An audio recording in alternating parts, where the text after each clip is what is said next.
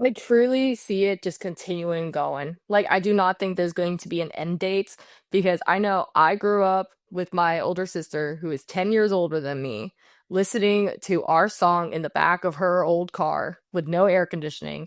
And I remember just thinking, now this is some good music. And I was like 8 years old at that time. And now I am still listening to Taylor Swift. I'm still listening to our song. Things like that, that even if she stops producing music, even if she retires from the limelight, I do believe that this community, we are solidified in the fact of like we have these shared experiences because like it's something that I think a lot of people like in academics have seen is that her lyrics are allowed to be interpreted and like adopted by the fans. And that is something that is very unique to Taylor Swift because you can see the lyrics and say, oh my gosh, I felt that. I know exactly what she's talking about. I've been there. And that's something that like you just don't see all that often. And that's why no matter what, I think she's going to be a staple in any talk about music, about fandoms, anything like that. Hi there. Welcome to the Connecting KC podcast. I'm Rachel Kilmer, also known as Rach the Realtor on the internet, where I love, well, connecting all things KC. I'm a metro area real estate agent, retired sports reporter, and mom, and probably too old to call myself a TikToker, but honestly, that's how we got here. You can learn more at www.rachtherealtorkc.com. But this show is all about introducing you to all of the movers and shakers, interesting people, heartfelt stories, and funny quirks that make this vibrant community home. So let's get right to it with today's episode of Connecting KC. Welcome into today's episode of Connecting Kansas City, where we are going to talk about a subject that is near and dear to my heart, and that is the one and only Taylor Swift, which is also Maya Torres. That is her jam. That is why she's here. She's a junior at the University of Kansas studying social work with a minor in women and gender studies. I have a feeling we're going to get into that. She's the president of the KU Taylor Swift Society, a club with 500 members. That's mind-blowing. And events ranging all the way from bracelet making to winter prom. So Maya, thank you for being here today. Hi, thank you so much for having me, Rachel. When do you know the history of the KU Taylor Swift Society? How old is this organization? Yeah, so this is our third year running. It got started in my freshman year by our past president. Her name was Alexis, and she was really passionate, obviously, about Taylor Swift and wanted to bring everyone together because, as we all know, Taylor Swift is a unifying factor, and we wanted to really bring people together under that. Yes, absolutely. So this organization predates Tavis. So when it's like Taylor's always been a mega star, but it's like this relationship has like skyrocketed it onto another level because it's like bringing the football fans into the Swift universe and the Swifties into the football universe. What was like the group chat like the day that of this the Bears game when Taylor showed up at Arrowhead Stadium and you guys were like, oh my gosh, we basically play there? Like, what was that moment like for you guys? Oh my gosh. So one moment I was just hanging out like at home, and then the next my phone just keeps blowing up, right? And I'm looking at the group chat and I'm like, there's no way. There's no way. And then we all go crazy. The next meeting, like I think we were supposed to be actually doing something like bingo or something like that. Nah, we only talked about that game. That was the entire like 2 hour event was just like looking at the pictures, looking at the reaction cams, all of it. We were obsessed. It was in a magical day. Totally. I was at that game and we were tailgating and we started to see rumors on Twitter that like because we knew the friendship bracelet thing. We knew that this was like a thing. But I was like, there is absolutely no way. This is not like they like flirted, whatever. There is no way Taylor Swift is going to show up at Arrowhead Stadium. And then she did. And we were like literally crying in the bleachers, like, oh my God. My boyfriend had brought his binoculars with him so anyways, we were really popular with everyone, but yes, super exciting. So the Taylor Swift Society, is this a larger organization? Like, are there other chapters of it? And what is the structure like? Like, what do you have to do to qualify to become a Taylor Swift Society? Yeah, honestly, it's kind of funny. So there are many different KU, not KU, but Swiss societies all over the world. We're friends with some in the UK. some in California, but there is not like one like unifying Swiss society like chapter kind of thing or organization. So as long as you have a club at your university and you call it a Swiss society, you're part of the club and we all are friends. And that's what I love about obviously just all the different Swiss societies is the moment you pop up as a new Swiss society, everyone's so excited that we have a new friend. And we love like, reposting their stuff, getting ideas from them from events. We really are very collaborative, even though we don't have like a unifying like person or chapter or anything. But we're all very supportive of each other and we all love each other. Swifties are so inclusive. Like they are super like, come on in, everyone's welcome. I went to see Taylor's concert in Germany this summer, and it was so cool to see, like, literally just at a train station, you can spot him from a mile away. You're like, that girl should post it on. Then you go talk to him, and immediately you're best friends. Like, how special is that dynamic? Like, I feel like college is low key a really hard time. Like, everyone's like, college is the best years of your life, but also it's like a really like, it's almost like adult teenage years again, where it's like, who am I? What am I gonna do? Am I an adult? Am I a kid? Like, it's kind of hard. So like, what does it mean to have the support, like that kind of support and that kind of like family and that kind of community to lean on? Yeah, so especially here at KU, when I first came in, had no idea really about the Swiss Society here at KU until second semester. And I went to one event and I was like, yeah, I don't know. Like, like it was cool, but like what I don't know. Then the president reached out and was like, we had so much fun with you. Like, it was so much fun. Like, we want to have you all back like next week. We're going to keep doing this. And we kept meeting up. Then it was just like, oh, yeah, this is regular. Like, this is just like my friends kind of thing. That the society truly became like a friend group almost, all united over Taylor Swift. And then that just kept growing and growing. And now, if you come to one of our events, it is almost like all of us because we all have a common fact. So, especially for as a junior, freshman coming in, we always tell them a great place to start if you just at least know of Taylor Swift is our club because we will get you squared away with some friends, some support, and we are always there for each other no matter what. And it's just such a wonderful, like, nurturing community. So cool. And then your field of study, social work with a minor in women and gender studies. How much are you like watching the Swift movement and like Swifties and like from like a psychological lens of like what or sociological, what is this doing for women in our country? Like what is your analysis on that? Have you written a paper on it? Yeah, so funny thing, our advisor for this club is the dean of sociology kind of thing. So he's the head of it, and he teaches a class here at KU that is the sociology of Taylor Swift. And he's also given speeches about one of my favorite that I saw was like the sociology of like the fan behavior almost of the group that followed Taylor Swift and how it almost like shows like just the sexist undertones almost of when obviously with the football fans coming in for Swifties and not being happy with like the screen time and things like that and that whole controversy of seeing like okay how does like gender really like influence this, how does the treatment of each other influence this, and what we saw was just like it does kind of thing. It truly, truly does influence the way that Swifties are even just like talked about in popular culture. Because something that I love to tell everyone about, like, especially most Swiss societies around the world, is that no, we're not like a cult. Like, we are here to have a good time, and we are here because we were united by the shared love that Taylor Swift has like provided us, kind of thing. And that is why we are so unified and that's why we're so supportive is because we really like we're here for each other because that is what Taylor Swift stands for and we're just echoing that.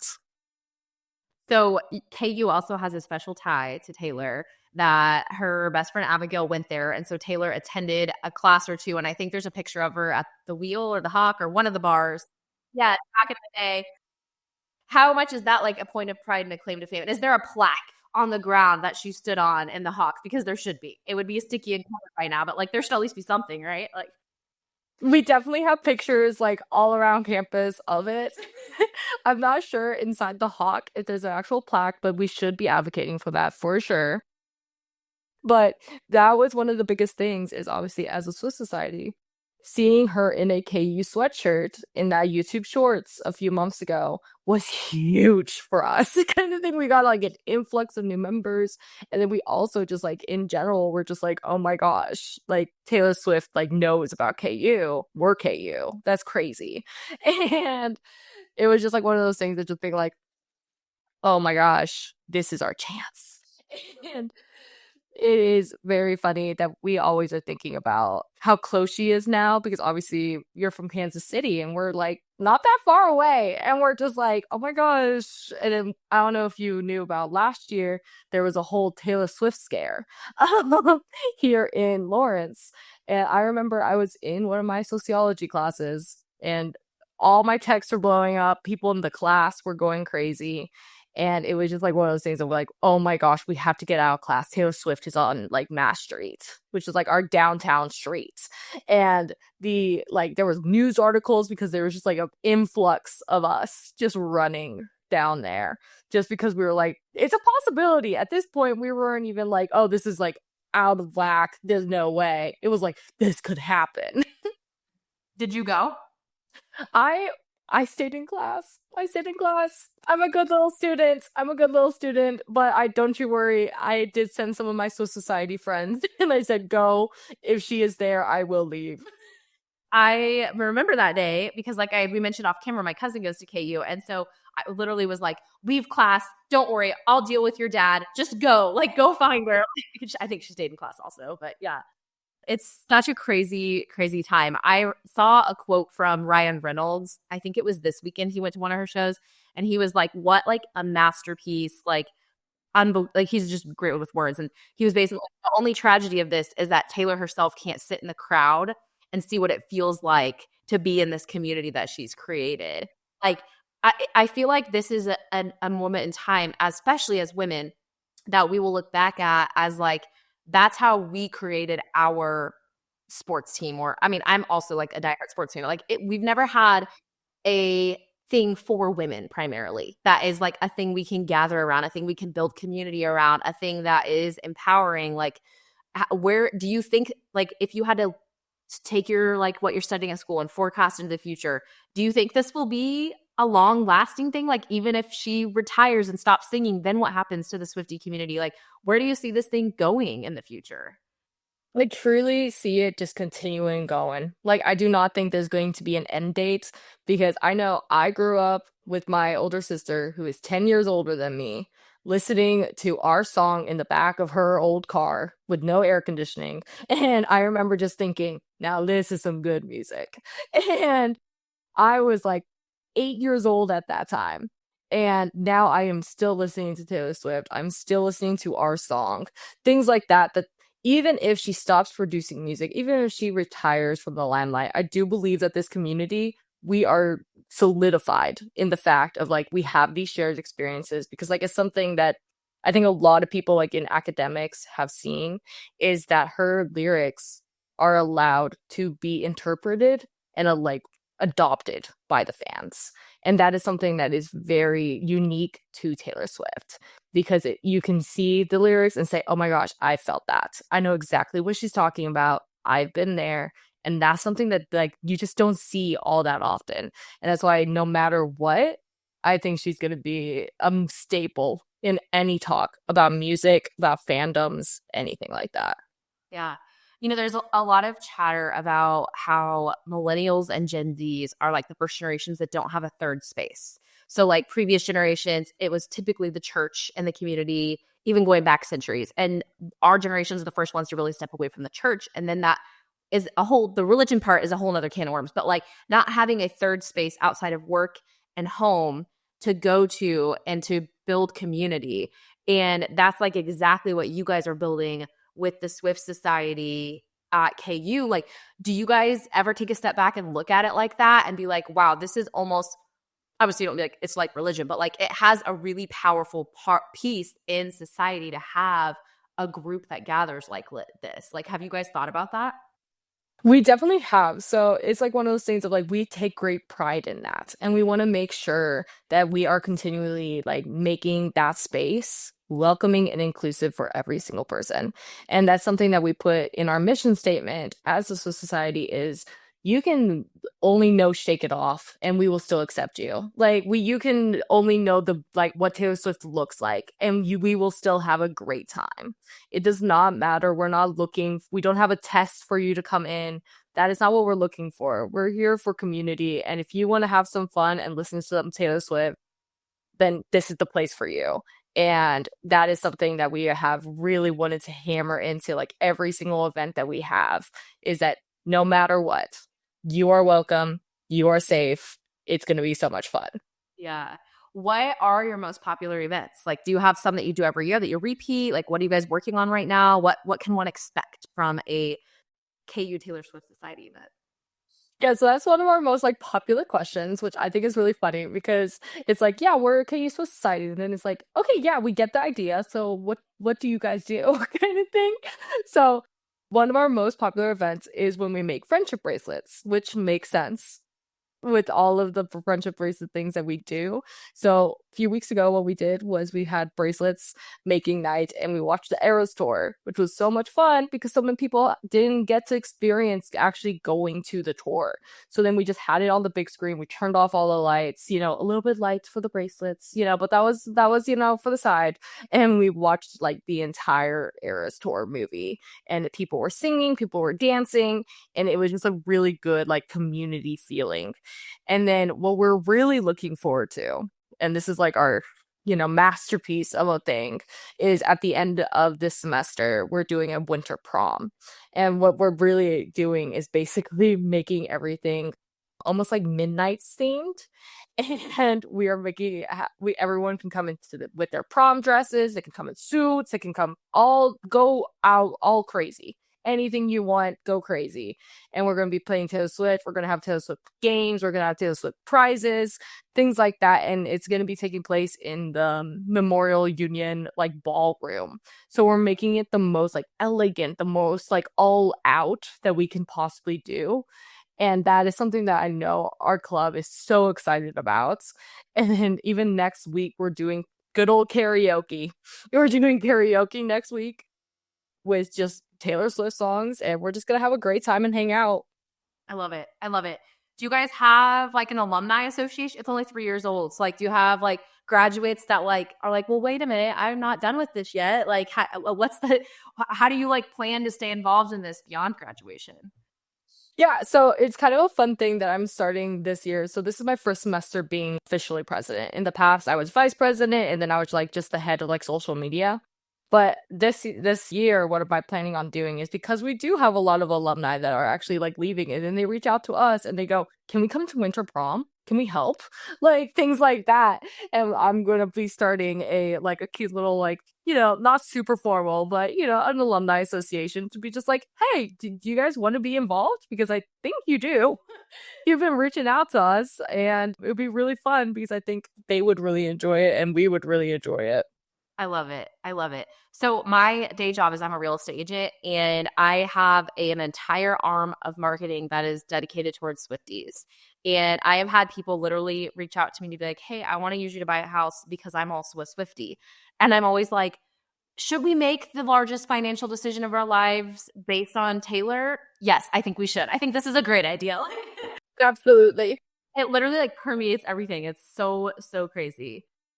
So do you have like a goal for the organization over the next couple of years as you're like, this is the legacy I want to leave behind when I get to go join the Alumni Association and can look back and see what I did with this organization? Absolutely. One of my biggest things coming in as president was wanting to increase just like the knowingness of KU Society. We want to be able to like, especially our board members have told me and people who come to our meetings have told me, they go, "Oh yeah, we're going to KU Swiss Society." And they're like, "What in the world is that?" Like, I'm sorry, what kind of thing? And it's like, nah, I want everyone, whether they like come to the events or they don't, to at least know what we are and to understand like we are a prominent club on this campus.